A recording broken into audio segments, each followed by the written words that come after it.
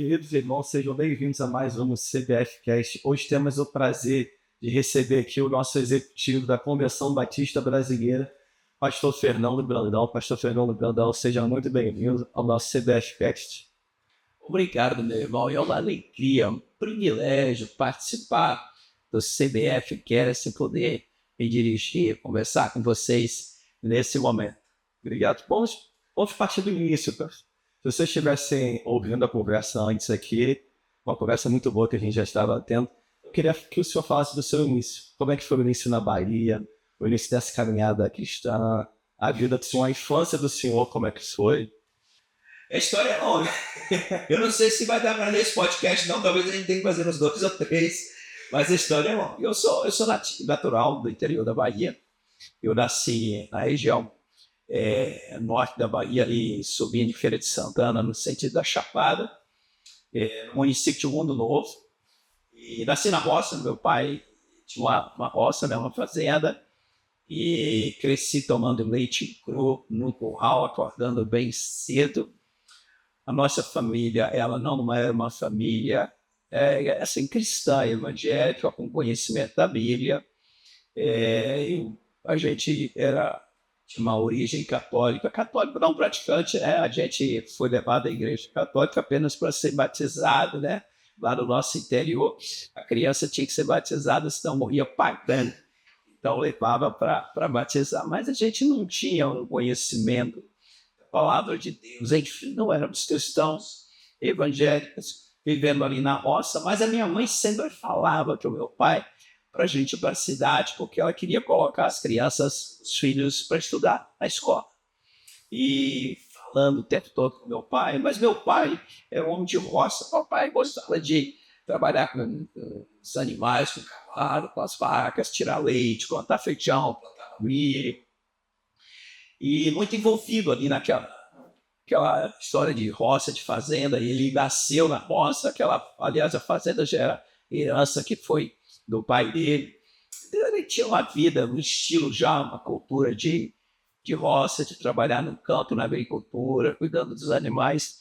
Mas a minha mãe tinha uma outra visão de que a gente precisava ir para a cidade. Enfim, finalmente o meu pai vendeu aquelas terras lá, a fazenda, e nós nos mudamos de lá para uma cidade chamada Jaguaquara, que fica no sudoeste da Bahia. Aliás, é a cidade onde tem um colégio batista, o primeiro colégio batista do Brasil, o colégio batista mais antigo do Brasil, o colégio batista Taylor Egídio. Foi fundado pela esposa do missionário Zacarias Taylor em 1896, se não me falha a memória. E é uma escola que funciona até hoje. Então nós nos mudamos para essa cidade buscando escola para estudar. E também meu pai tinha 2 irmãos que já moravam nessa cidade. Mas nós não conhecíamos o Evangelho. Foi lá em Jaguaquara que nós conhecemos o Evangelho. Uma senhora compartilhou com a minha mãe, orou com ela. E nós tivemos uma experiência assim, muito forte lá em Jaguaquara, porque o meu pai acabou perdendo tudo quando ele mudou para a cidade. Aqueles recursos que ele trouxe, com a venda das terras e tal, ele acabou perdendo na cidade. E o meu pai teve que ir trabalhar. Ele foi ganhar menos de um salário mínimo para sustentar 6 filhos. Isso gerou muitos problemas na família, porque o Paulo, e ele dizia que se tivesse continuado na roça estaria muito bem, e que tudo aquilo era culpa da minha mãe. Ele começou a beber também, e aí ficou assim, uma situação muito ruim na nossa família. A gente sofreu muito. Mas um dia o Evangelho de Cristo Jesus entrou lá em casa. Uma senhora me ensinou para a mamãe 2 versículos. Salmo 23, o Senhor é meu pastor e nada me faltará. E João 3,16. Porque Deus amou o mundo de tal maneira que deu seu único filho, para que todo aquele que nele crê não pereça, mas tenha a vida eterna. Essas 2 sementinhas mudaram a história da nossa família. Minha mãe sofria tanto, parece num determinado momento, que um dia ela se ajoelhou ao lado de um fogão de lenha, lá na nossa casa, no interior da Bahia. Se ajoelhou e ela botou as mãos nos céus e disse: eu quero morrer. Deus me mata, não aguento mais sofrer. Não éramos cristãos. Não conhecíamos a palavra de Deus. Mas essa senhora que passou lá em casa, a porta lá de casa, e ensinou para a mamãe esses 2 versículos, acabou dando a Bíblia para a mamãe. e orou com a mamãe. Isso começou a gerar uma transformação. Isso gerou uma transformação em casa muito grande. A minha mãe estava vivendo um tempo de muito sofrimento, muita tristeza. Eu tinha lá meus 8, 9 anos de idade. Um tempo de muita tristeza. E no outro dia, meu pai chegou em casa e tinha tomado umas bebidas assim, estava um pouco alterado e assim, sangrado, falando com a mãe. A mamãe começou a chorar. Ela se ajoelhou de novo do lado daquele fogão de lenha e eu pensei assim, a mamãe vai de novo pedir para morrer, porque naquela vez que ela pediu, se ajoelhou e pediu para morrer, eu me ajoelhei lá dentro e falei assim, oh Deus, não mata a mamãe não. Ô mamãe, não morre não. E naquele momento que ela se ajoelhou de novo, que eu pensei que ela ia pedir para morrer, ela levantou as mãos para o céu e começou a falar, o Senhor é o meu pastor e dá de volta. E ficou repetindo ali, e eu repetindo com ela. Foi a minha primeira oração. Foi de joelhos, ao lado de um fogão de lenha, minha mãe chorando. No momento de muito desespero da nossa família. A nossa oração foi em Salmo 23. Aliás, eu tenho um apego Salmo 23. Eu oro o Salmo 23 todos os dias. Eu estou mencionando o Salmo 23 do meu relacionamento com Deus. Esse texto fala muito ao meu coração, tem falado ao meu coração ao longo da minha vida, de várias maneiras. E ali eu percebi que algo estava acontecendo lá em casa. Minha mãe não podia ir à igreja, meu pai não permitia. E aí, somente com 14 anos de idade, aí eu já estava estudando no Colégio Batista, que, aliás, eu agradeço a Deus o privilégio de ter estudado no Colégio Batista, que o diretor lá deu uma bolsa para mim, para o meu irmão, para minha mãe foi lá pedir. E aos 14 anos de idade, numa conferência na Igreja Batista, lá em Jaguaquara, era uma terça-feira à noite, e era 4 de janeiro de 1984. E eu ia completar 15 anos de idade no mês seguinte. E naquela noite, eu fui a primeira vez nessa conferência que o pastor pregava de uma forma assim tão clara para mim. Foi tremendo. E naquela noite eu entreguei minha vida a Jesus. E ali a minha vida toma um outro rumo. A nossa família também. Meus irmãos foram se convertendo. A minha mãe, ela não podia ir à igreja, mas aos poucos o evangelho foi chegando e a mamãe também foi à igreja e entregou a vida para Cristo Jesus. Quando eu saí de casa, aos 18 anos, para estudar em Minas, a minha família já estava convertida, porém meu pai até então não tinha nenhuma decisão, não era simpático ao evangelho. Aí um dia meu irmão me ligou, eu já morava em Belo Horizonte, e ele me disse, olha, eu tenho uma notícia para você nem acredita? No mês que vem, meu pai vai ser batizado na Igreja Batista. O Evangelho fez algo na nossa família, assim. Eu às vezes, conversando com a minha mãe, a gente costuma dizer, todo mundo pode desistir do Evangelho, desistir de Jesus. A gente não pode. A gente não pode, a nossa família não pode. Eu creio no Evangelho, eu creio em Cristo Jesus, da palavra, no poder da palavra. A Bíblia é sagrada.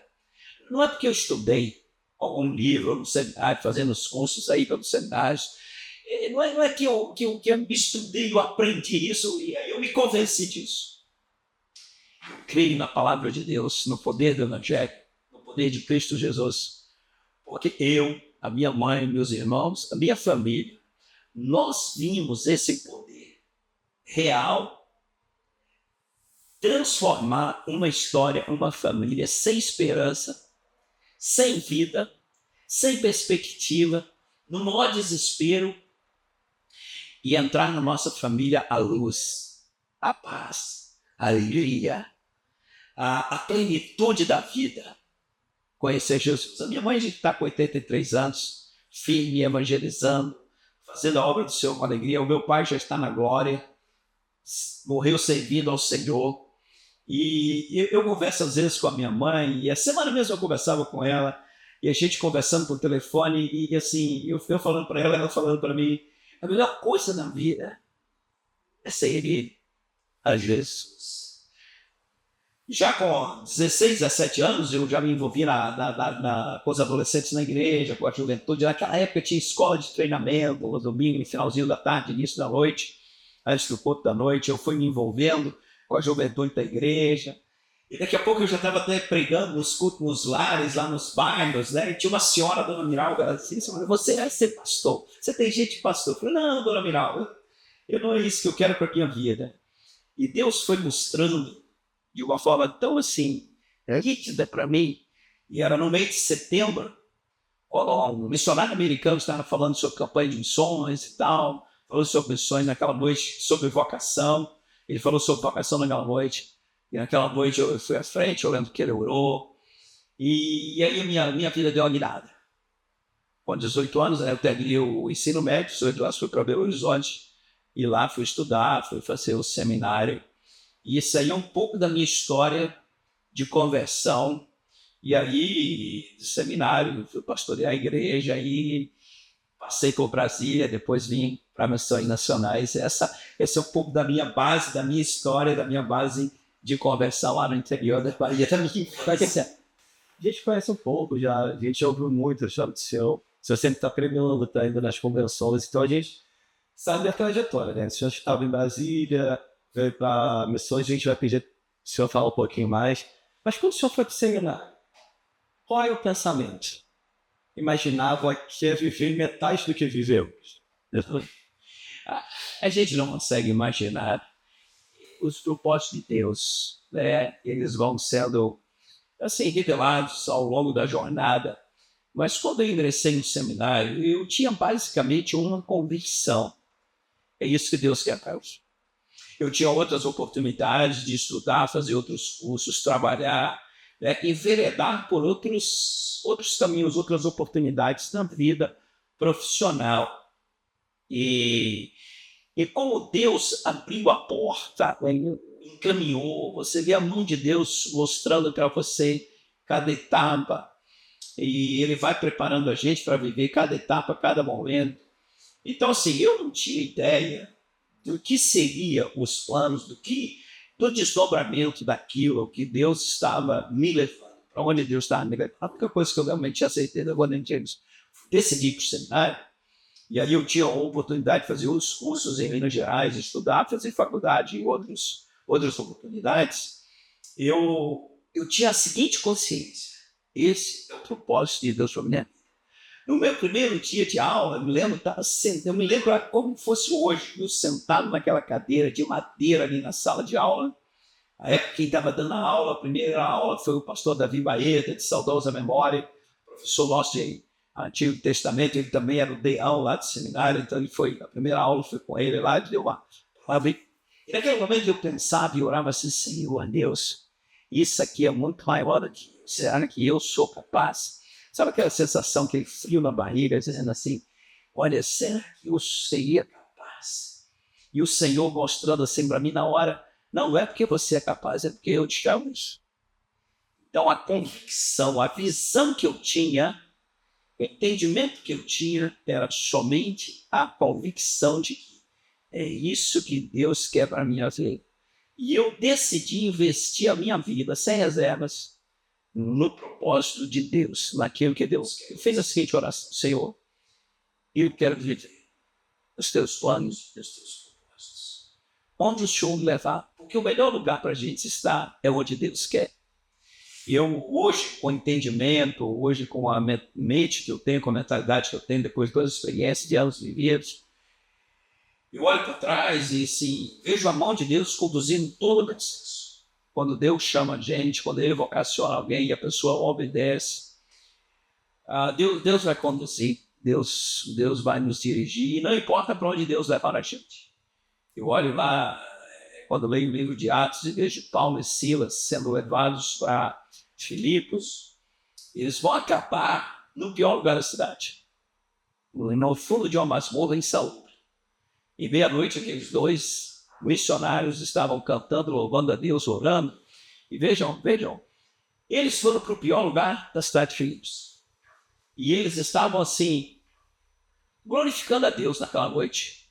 Aquela que poderia ter sido a pior noite na vida deles, se tornou uma noite de batismos. O pior lugar da cidade de Filipos viu a glória de Deus, porque naquele lugar chegaram dois homens submissos à liderança do Espírito, submissos à vontade de Deus, e eles estavam ali, sabiam por que estavam ali e quem tinha levado eles para lá. Então não havia crise deles. Reclamar, por que estou aqui sofrendo? Não. Não importa, você que é vocacionado, que está nos assistindo, queria dizer para você o seguinte: não importa onde Deus leva você, o bairro, a cidade, o tamanho da igreja, o vilarejo, se é lá numa comunidade ribeirinha no interior da Amazônia, no sertão, no sul, numa cidade grande, num projeto, seja ele qual for, não importa onde Deus leva você. É importante que você saiba por que você está ali, quem te levou para lá. Se foi o Senhor, aquele lugar verá a glória de Deus, porque Deus chama a gente para Ele revelar a sua glória através das nossas vidas. Aí não tem frustração, não tem, assim, eu estou decepcionado porque Deus me trouxe para essa cidade, para esse lugar. Não, eu sei porque Deus me trouxe para cá. E não importa onde Deus me colocar, você tem o Senhor para alegria. Foi aí o que aconteceu com Paulo e Silas. Aqueles dois estavam no pior lugar da cidade. E o pior lugar da cidade de Filipos viu a glória de Deus. Porque ali tinham dois homens obedientes à vontade do Senhor.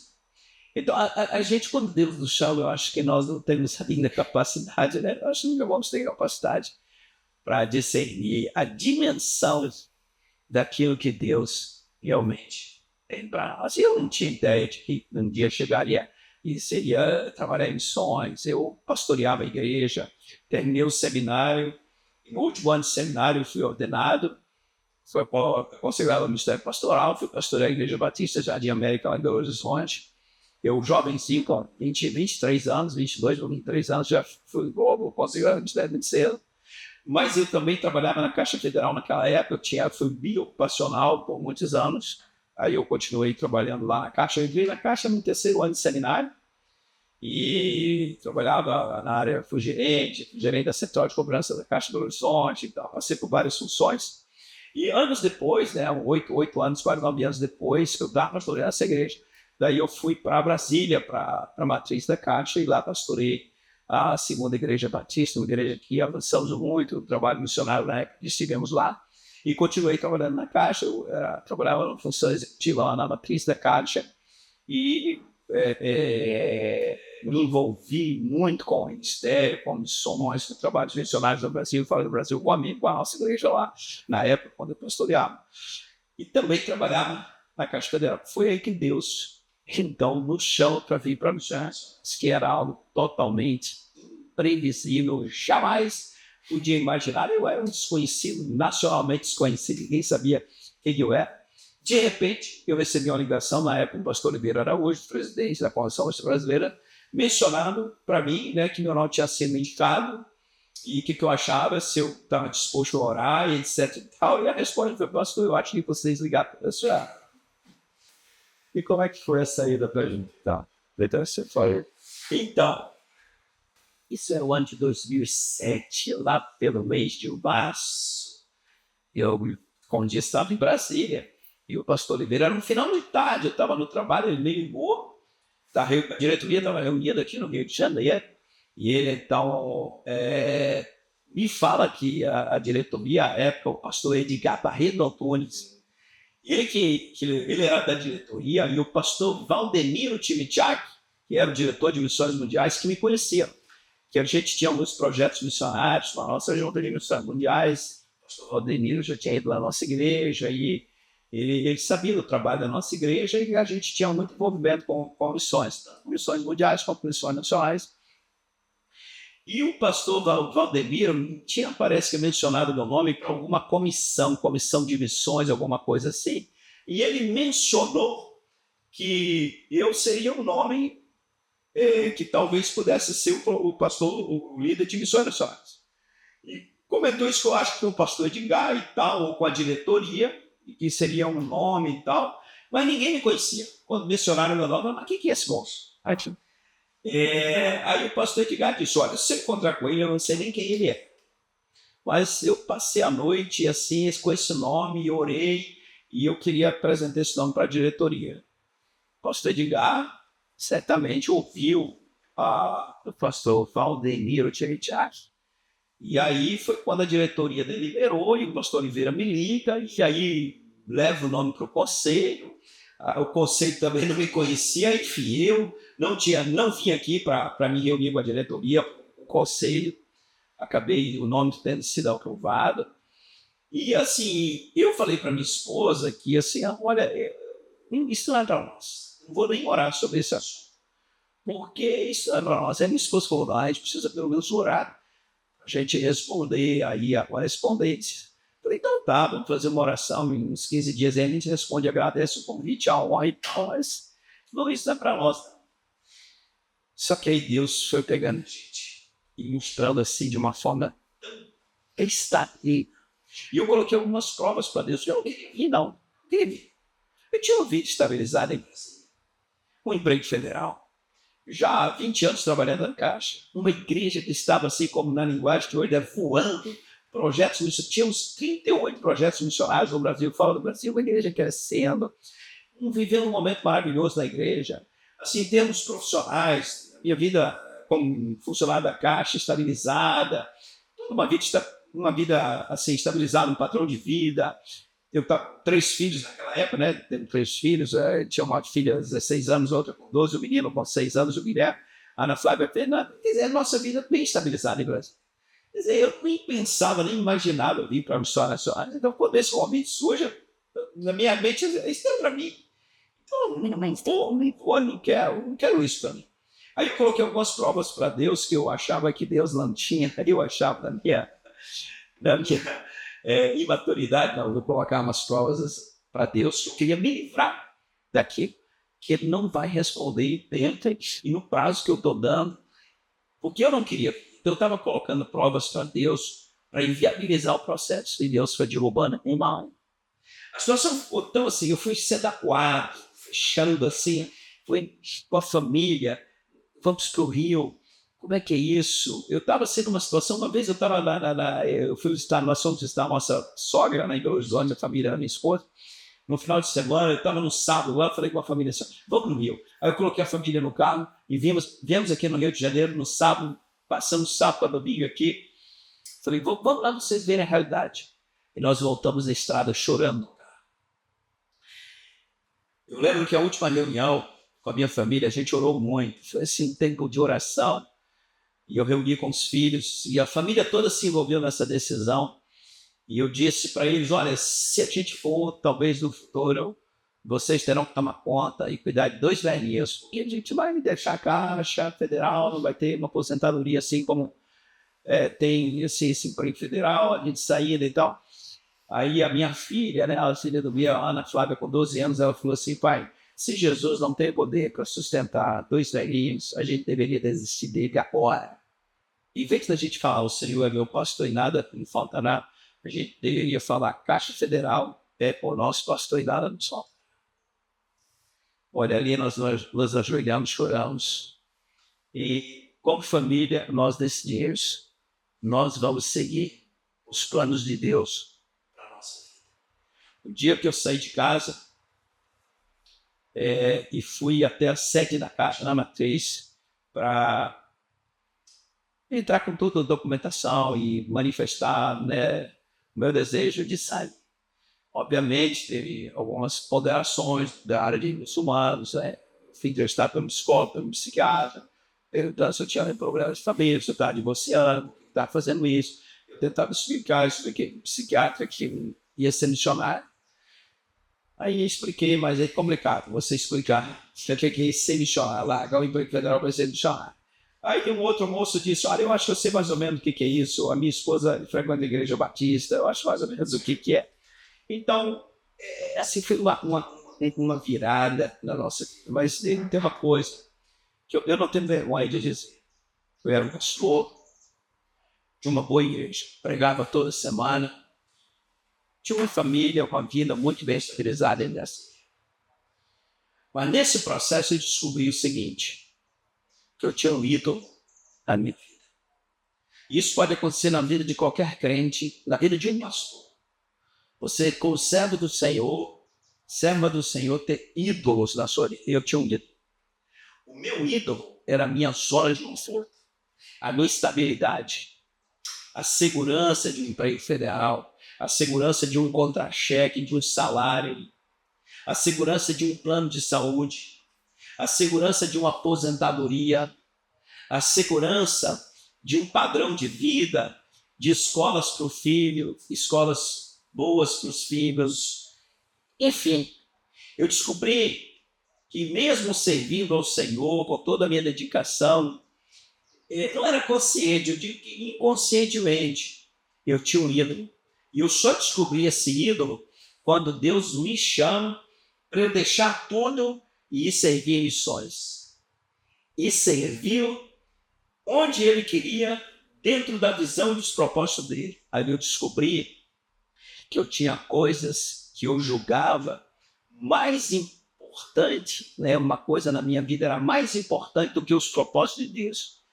E a vontade de Deus é a melhor para nós. Nós não podemos ter algo maior na nossa vida do que a vontade de Deus. Eu queria repetir isso para você que está me assistindo agora, nos assistindo agora. Nós não podemos ter nada na vida maior do que a vontade de Deus. Porque o melhor para nós é a vontade de Deus. No Brasil, né, nesse contexto social todo que a gente vive, você tem um emprego federal concursado depois de uma jornada, um bom salário, uma estabilidade, uma vida estável, num padrão de vida. Quer dizer, todo mundo busca isso, essa zona de conforto. A minha zona de conforto é no ídolo. Um ídolo por quê? Eu não atendia à vontade, não obedecia à vontade de Deus no primeiro momento e criei obstáculos para me submeter a essa vontade. Tipo assim, queria provar Deus. Primeiro, eu queria entender que era a vontade de Deus, porque tomar uma decisão dessa sem ser a vontade de Deus era fria. Eu ia entrar numa grande armadilha se eu não tivesse essa convicção espiritual da vontade de Deus.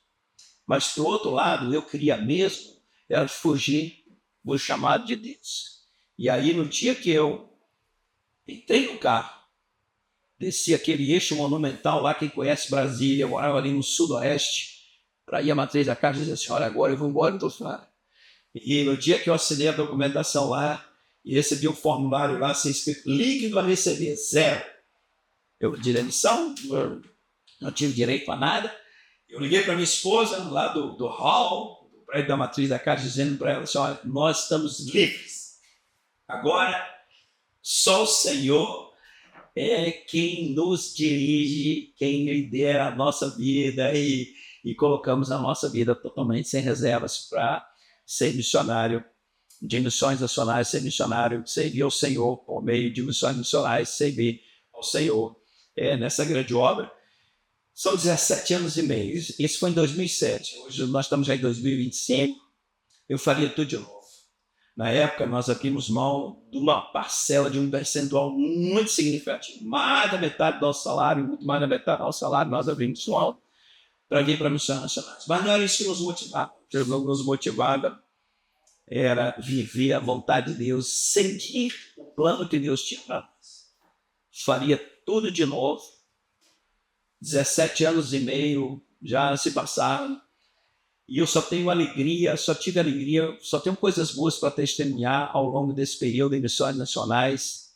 E agradeço a Deus o privilégio de servir em missões nacionais ao lado de gente tão preciosa, missionários, equipes fantásticas, gente de Deus. Servir aos batistas brasileiros, a nossa convenção, as igrejas batistas, por onde eu passei nesse Brasil, essa paixão missionária, essa alegria missionária desse povo chamado batista. Igrejas que vibram, que ofertam, que investem, gente que trabalha, voluntários, gente que vai para o campo missionário, viagens missionárias, um povo que ama missões.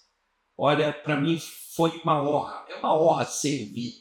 Eu continuo servindo as igrejas batistas agora como diretor da Convenção Batista Brasileira, mas que privilégio servir 17 anos e meio em missões nacionais. Olha, faria tudo de novo.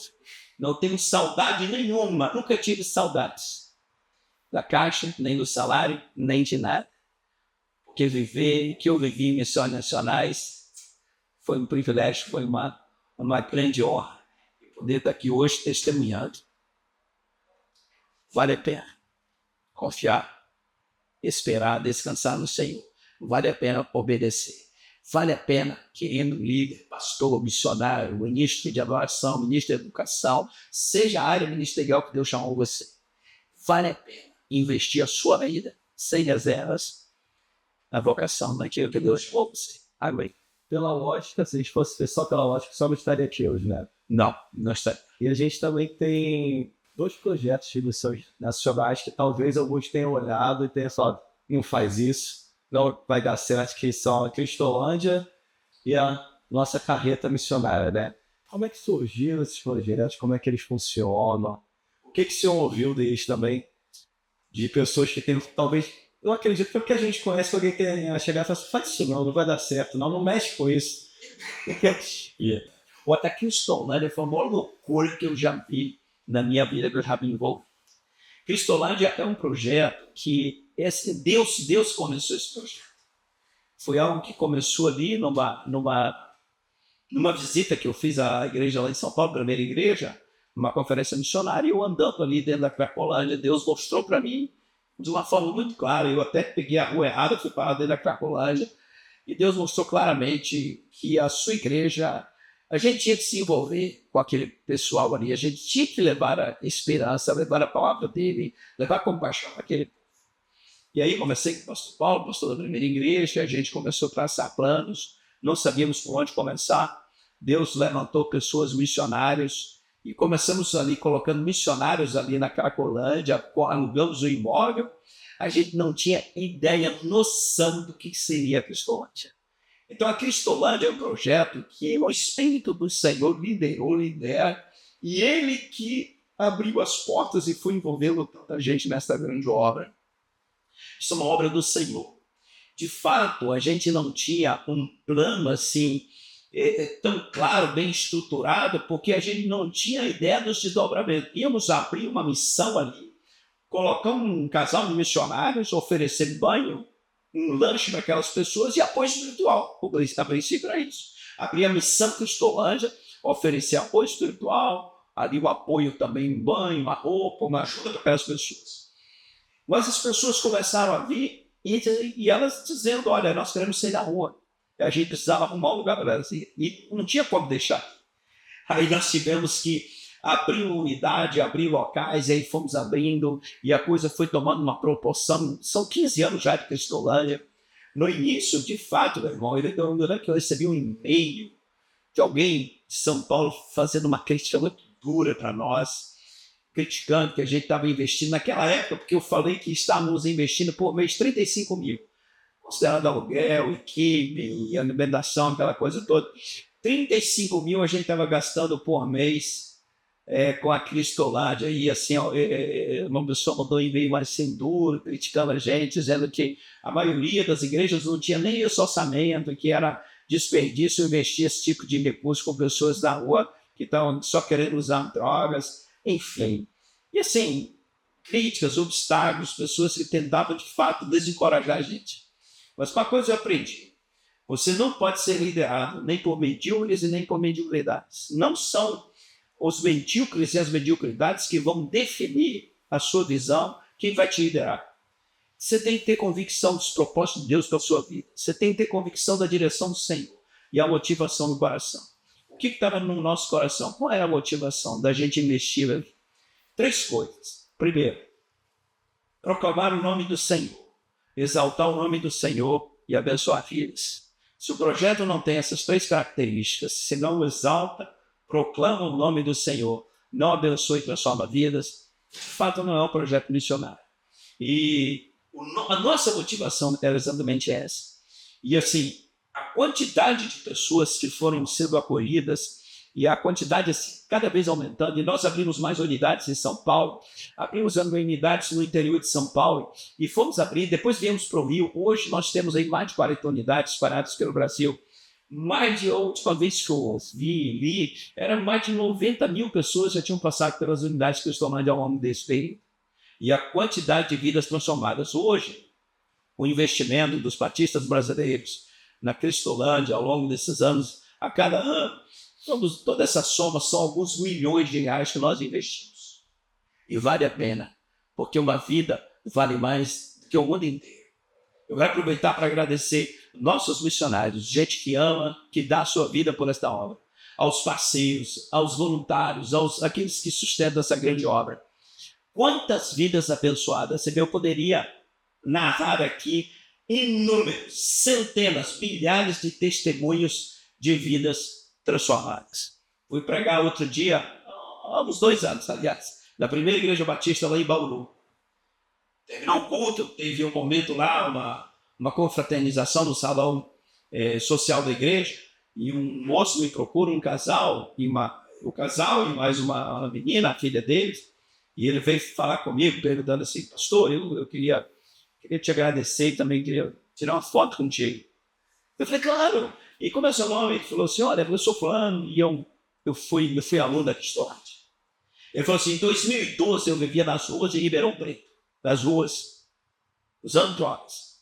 E naquele ano, 2012, nós tivemos a mega operação Jesus Transforma, Megatrans, Jesus Transforma. E nós tínhamos equipes trabalhando nos interiores de São Paulo, em várias cidades, Ribeirão Preto foi uma das cidades que tinha uma equipe lá. E esse moço foi encontrado na rua e a equipe o acolheu. Naturalmente, ele quis e a equipe levou para a unidade da Cristolândia, em 2012. Essa experiência eu tive foi agora em 2023, ou seja, 11 anos depois, esse moço se apresenta lá dizendo, pastor, Jesus transformou a minha vida na Cristolândia, minha esposa, minha filha, restaurou minha família, e hoje eu trabalho, eu sou membro aqui da igreja, inclusive estou ajudando uma congregação, o pastor está lá, ele aqui, da congregação aqui, e a vida transformada daquela pessoa. Então, como esses testemunhos, eu teria inúmeros outros. Eu estava em São Paulo, numa padaria, o pastor me levou para tomar um café na padaria, num lugar muito requintado, bacana lá em São Paulo, tomar um café, comer um croissant, um bolo. E aí eu sentei com o pastor e de repente veio um moço e falou assim, pastor Fernando, o senhor lembra de mim? Eu falei, rapaz, não lembro não. Ele falou, só eu fui aluno da Cristolândia. E eu fico até emocionado. Ele falou assim, olha, eu hoje sou gerente da parte de confeitaria dessa padaria. Não é uma padaria bacana em São Paulo. E ele me mostrou os bolos, tirei foto com ele. E aí ele falou assim, olha, hoje o senhor não vai pagar o café. Porque eu já tomei muitos cafés da Cristolândia que nunca paguei. Me deu o privilégio hoje de servir um bolo e um café para o senhor. Alguém que um dia me viu nas ruas da Cracolândia de São Paulo. Poderia contar histórias como a história da Isildinha, do Marcos. Podia contar a história do Eduardo, que hoje lidera a Cristolândia em Brasília, que chegou também, que veio numa situação complicadíssima. Podia contar a história de tanta gente que teve a sua vida transformada na Cristolândia. E valeu a pena investir. É óbvio que sempre que você começa um projeto, seja ele qual for, às vezes na sua igreja, sempre vai ter pessoas para te encorajar, dar palavras negativas, contrário, às vezes zombar, criar situações, criticar, achar defeitos, mas a gente não pode deixar que isso influencie aquilo que Deus chamou a gente para viver, o ministério que Deus chamou a gente. Tobias, Sambalates, nós sempre teremos, mas temos que ter a postura de Neemias, focar naquilo que Deus chamou a gente, perseverar naquilo que Deus chamou a gente, colocar as nossas energias, o nosso foco naquilo que Deus chamou a gente, e estar disposto a pagar o preço da vocação, fidelidade à vocação, obediência ao chamado, está disposto a pagar o preço e dizer, olha, nós colocamos aqui a nossa vida para servir ao Senhor, buscando a glória dEle, buscando o louvor e a glória dEle e abençoar eles. Tantos testemunhos eu ouvi, como Cristolândia por esse Brasil, testemunhos lindos de tanta gente transformada, gente abençoada, como Silvia, o Sérgio. A Silvia testemunhou no Fantástico, num programa de televisão aí, para milhões de pessoas, uma mulher que era chamada a bruxa da Cracolândia. Os batistas brasileiros têm na sua história o testemunho de transformação da bruxa da Cracolândia, anunciando da televisão para milhões de pessoas. Porque o poder de Deus transformou a vida da dona Silvia, porque Jesus transforma. Talvez, se nós não tivéssemos uma equipe que tivesse determinação corajosa de investir, de trabalhar, a gente não teria um testemunho da Silvia. E uma das pessoas que eu conheci mais visionárias, líderes visionários, né? Eu uma vez ouvi o seguinte exemplo, acho que foi até um ministro de um país da África falando, ministro de agricultura de um país da África, não me lembro qual, mas ele dizia o seguinte: quando você pega uma semente, põe na mão, o que você enxerga? Uma semente? Você pode enxergar uma árvore, ou você pode enxergar uma floresta. O líder com uma semente precisa enxergar uma floresta. E eu achava que esse exemplo era um exemplo assim extraordinário de uma pessoa visionária. Mas eu encontrei um exemplo mais extraordinário ainda. Foi um missionário chamado Humberto Machado, que foi trabalhar na Cracolândia de São Paulo junto com a sua esposa Soares. Ele olhava assim para aquele mar de gente vivendo nas ruas ali, usando drogas, e ele dizia para mim assim: pastor, olha ali, ó, olha lá os nossos missionários, os futuros pastores, futuros diáconos, futuros líderes, futuros universitários, futuros pais e mães de famílias. Esse missionário, ele olhava para a Cracolândia e enxergava na vida daquelas pessoas uma transformação e um futuro cheio de esperança. Foi um dos caras mais visionários que eu conheci, um cara chamado Humberto Machado, missionário, ele trabalha lá em Salvador agora, ele é pastor lá, e ele falava para mim, falava para a nossa equipe: olha lá, o que vocês estão, olha o que eu estou enxergando ali, ó. E de fato, hoje eu conheço inúmeros pastores, líderes, profissionais, oriundos que vieram lá daquele mar da Cracolândia, um lugar sem esperança, que Jesus tem abençoado e levado esperança. Essa visão do poder transformador do Evangelho. A Cristolândia, para mim, é um testemunho vivo do poder do Evangelho. Eu sempre criei, desde que me converti, criei no poder do Evangelho. Depois da Cristolândia, eu passei a crer mais ainda no poder do Evangelho. Porque o que eu já conheci de gente que estava no bagaço mesmo na vida, assim, olha, não era no fundo do poço, não. Depois do fundo do poço. Como a dona Silvia, que eu mencionei há pouco, ter a sua vida totalmente transformada, restaurada. É um negócio impressionante. Enfim, eu acho que eu poderia escrever um livro, o título seria Vidas Transformadas, com centenas de testemunhos de pessoas que foram transformadas. Missões é algo extraordinário. Então, quando você me pergunta: pastor, um projeto como Cristolândia, realmente Cristolândia hoje movimenta, muita gente, estamos abrindo mais unidades agora em 2025. Eu acho que é um projeto que não tem como recuar, tem que avançar mesmo, porque temos muita gente para abençoar e acolher. E Jesus ama essas pessoas e Ele nos enviou para abençoar essas pessoas.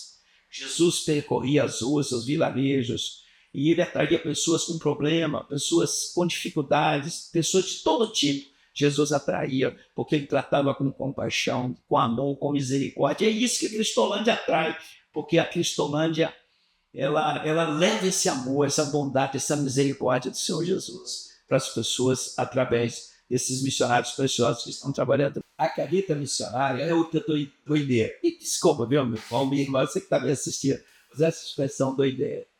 Era ano de pandemia, 2020. 2020, nós estávamos no lockdown, todo mundo em casa.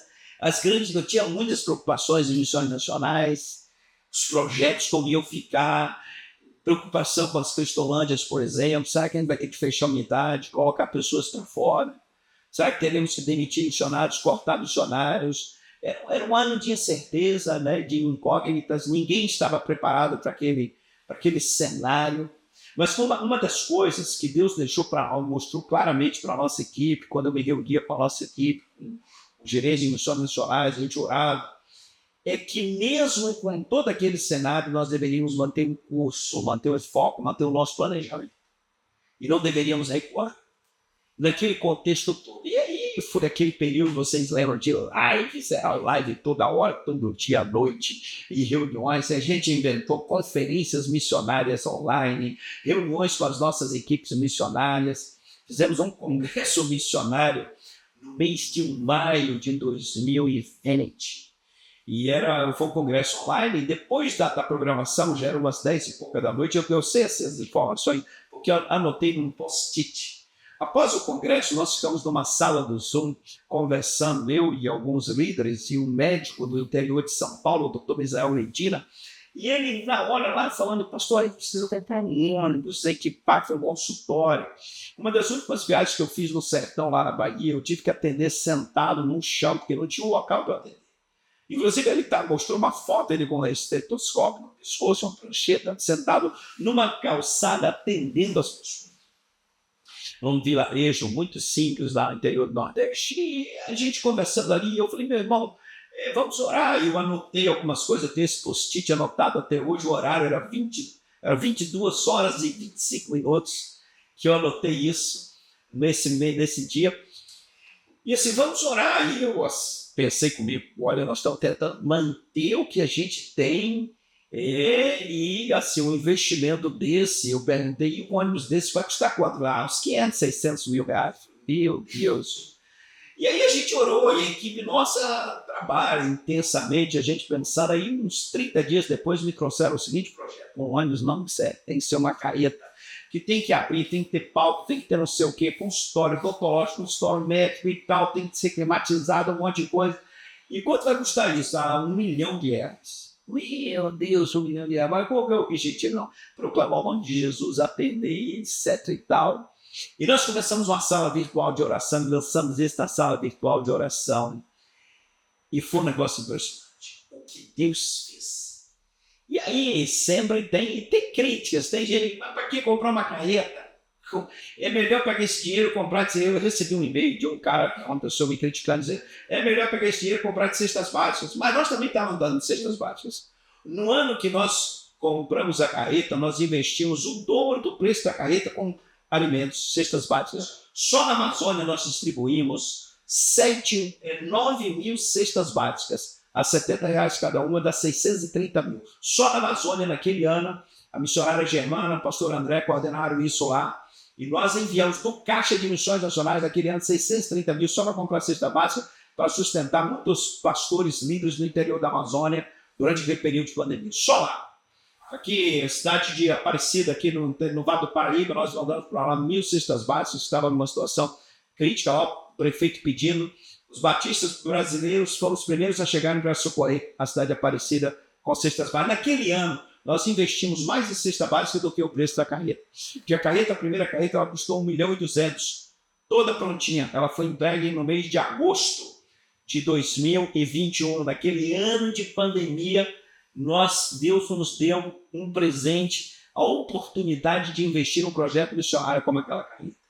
E a gente não tinha noção do que significaria, do que representaria, da importância estratégica para a obra de Deus, para o trabalho missionário, que essas carretas, que hoje são carretas, temos 3, representariam. E aquela carreta impactou muitas vidas. Um homem no interior da Bahia, ele tinha arrancado o dente com alicate lá na roça, coitado, estava numa situação ruim, foi atendido na carreta, o homem chorava, botava as mãos para o céu. Ele não queria nem entrar para ser atendido no consultório, que ele falou que era muito bacana. Ele queria ficar sentado na escadinha de acesso. Ele não me atende aqui mesmo, não, a equipe contornou ali, colocou ele lá, e ele deitou naquele consultório climatizado, ele dormiu, chegou. Aí trataram os dentinhos dele, aí depois ele acordou e falou assim, com Jesus, o dente nem dói. Olha, quantas pessoas foram atendidas naquela carreta? Crianças, foram atendidos homens, mulheres, pessoas carentes no interior do sertão, no Brasil. Nesses interiores de Brasil, milhares de pessoas atendidas. No primeiro ano da carreta, nós atendemos mais de 20 mil pessoas, 21 mil pessoas foram atendidas no primeiro ano da primeira carreta missionária. E aí veio o projeto para a segunda carreta. Depois para a terceira carreta, que chegou agora no final do ano de 2024, estamos com a terceira carreta. Agora, interessante na primeira carreta, nós tínhamos R$0 de orçamento. Zero, não tínhamos orçamento. E lançamos aquela campanha, começamos orando, e eu me lembro que o projeto foi desenvolvido, a empresa contratada em São Paulo, a melhor empresa nessa área de construção de carretas desse tipo, e o nosso pessoal, né, a área jurídica, o nosso pessoal cuidou de tudo isso, a equipe, e estava com um contrato fechado, então tinha que dar uma entrada de 300 mil, e parcelas de 250 mil, isso em 3 meses. Rapaz, era um negócio puxado. Eu tinha zero em caixa. Eu ia ter que movimentar o orçamento internamente e para depois cobrir. E naquele dia eu ia assinar o contrato e tinha que depositar 300 mil. Mas deu um frio na barriga às vezes. Eu recebi às 11 horas da manhã um áudio no WhatsApp de uma senhora do interior do Mato Grosso do Sul, mulher da roça. Ela não tem propriedade, alguém cedia para ela uma área lá e ela cultivava algumas hortas. E ela me manda o seguinte áudio dizendo assim: Pastor Fernando, estou muito feliz, muito feliz. Acabei de vir para a cidade e já depositei a minha oferta para a carreta. Eu ouvi o senhor falando na sala de oração da compra da carreta. E eu estava molhando, regando a minha horta de maxixe. Maxixe é uma plantinha que no Nordeste tem muito. Eu acho que vocês aqui no Rio também, no Brasil, o restante do Brasil conhece que é o maxixe. Ela falou que estava molhando a hortinha de maxixe. Quando o senhor falou daquela carreta e tal, na hora eu orei, eu estava com meu celular no bolso, ouvindo a sala de oração, e eu consagrei aquela horta de maxixe ao Senhor, dizendo: Senhor Jesus, essa horta é tua, e eu vou tirar esses maxixe e ofertar para a gente comprar a carreta. E ela dizendo assim: pastor, eu vendi a horta de maxixe, catei o maxixe, colhi o maxixe, vim para a cidade e vendi os maxixes. E eu acabei de depositar a minha oferta para a carreta. Eu acabei de depositar os R$30 do maxixe. Pastor, não recue não, vamos avançar. Nós vamos comprar a carreta e vamos proclamar o nome de Jesus aos sertanejos. Que a gente falava que a carreta, que ela era bem de. Eu fico emocionado, porque a gente vive momentos. Olha, eu tinha um contrato para assinar e dar 300 mil de entrada. Eu tinha uma oferta de R$30 de maxixe.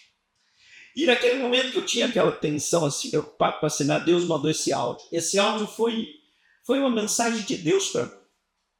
Cara, dizendo assim: é por aqui que nós vamos. Porque não é o valor que define o poder da oferta. Não é. Uma oferta de R$30 de uma rocinha de maxixe consagrada ao Senhor tem mais poder do que $1 milhão que não foi consagrado com dedicação, com piedade, com amor ao Senhor Jesus. Entre um cheque de $1 milhão e uma oferta de maxixe consagrada ao Senhor, eu prefiro a oferta de R$30. E naquela hora me deu uma coragem, um ânimo. Falei: é aqui que nós vamos. E eu assinei aquele contrato. Com paz, com tranquilidade, com ânimo, sabendo que aquela obra era do Senhor e que Ele iria cuidar de tudo. Eu sei que 3 meses depois, no mês de agosto, dia 20 de agosto, eu estava em Guarulhos, no pátio dessa empresa, recebendo a carreta missionária, nota fiscal, tudo direitinho. A carreta 100% paga. 100% paga. E saía daquele pátio, daquela indústria lá, daquela empresa, anunciando, naquela marginal Tietê, ia passar, os carros buzinavam, anunciando que Jesus transforma. Porque do lado que você olha, a parte de cima, a lateral, só embaixo, eu acho que não tem mensagem. Mas tudo que eu tenho lá daquela carreta proclama o nome de Jesus. Foi uma das coisas que eu falo. A única coisa que eu não abro mão nessa carreta é a seguinte: tem que proclamar o nome de Jesus em todos os lados dessa carreta, tem que glorificar o nome do Senhor, proclamar a palavra de Deus. E ela sai proclamando ali pela marginal e pelo Brasil afora que Jesus transforma. Foi uma experiência tremenda. A nossa primeira carreta, aí está via a segunda, agora via a terceira. E eu espero que a gente continue avançando para a 4ª, 5ª carreta, cada região desse Brasil. Uma carreta, qual o objetivo de ter carretas? Não é negócio da gente ter carreta. Tem carreta para quê? Nós não somos transportadoras, tem carreta para proclamar o nome do Senhor. Abençoar vidas, a quantidade de vidas, de pessoas atendidas. Impressionante. Por onde essas carretas passam. Tem prefeituras que prefeitos se pedem, mandam cartas solicitando para que a carreta vá lá para ajudar, atender um bairro, atender um outro. E é isso aí que a gente soma a sociedade civil com o poder público para a gente ajudar a melhorar as condições de vida, principalmente o atendimento odontológico, que nem todo mundo tem acesso, o atendimento médico também, temos atendimento em outras áreas, psicólogos, os voluntários, equipes que trabalham, e nós anunciamos a bondade e a misericórdia do Senhor com essas carretas missionárias. Agora nós estamos indo para Fortaleza, para a Assembleia da Convenção, agora no final de janeiro, e a terceira carreta missionária vai ser apresentada, ela já está seguindo, o Espírito Santo está seguindo para Fortaleza, a gente recebeu agora, no final do ano, a terceira carreta missionária. São projetos, irmãos, assim, que eu lembro, porque eles proclamam o nome do Senhor, exaltam o nome do Senhor e abençoam vidas.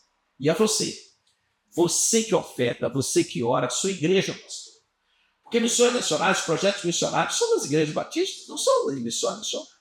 Esse povo batista que é uma missões, que faz missões, a Convenção Fluminense, as igrejas da Convenção Fluminense, a nossa gratidão às congregações, às igrejas da Convenção Fluminense, e sim, o movimento lindo, que é o trabalho missionário dos batistas brasileiros, a gente não pode recuar. E eu quero aproveitar aqui para agradecer toda a Convenção Batista Fluminense. Aproveitar e transmitir o nosso abraço ao pastor Diego Bravin, ao nosso querido presidente da nossa convenção, pastor Rafael Antunes, agradecer a Deus pela sua vida e toda a liderança da convenção, você, querido, e toda essa equipe da Convenção Fluminense, as igrejas, o trabalho missionário da Convenção Batista Fluminense, que tem sido relevante, agradecer às igrejas, às congregações em todo o estado aí do Rio, que têm participado com alegria, vibrando com a obra missionária. O pastor Daniel também, que é o responsável pela área de missões. Nós estamos juntos e vamos continuar avançando e fazendo a obra do Senhor com alegria. Missões é isso, é vibração. A gente vai ter que pactar o partido só para a gente falar de CBB agora. Vamos sim.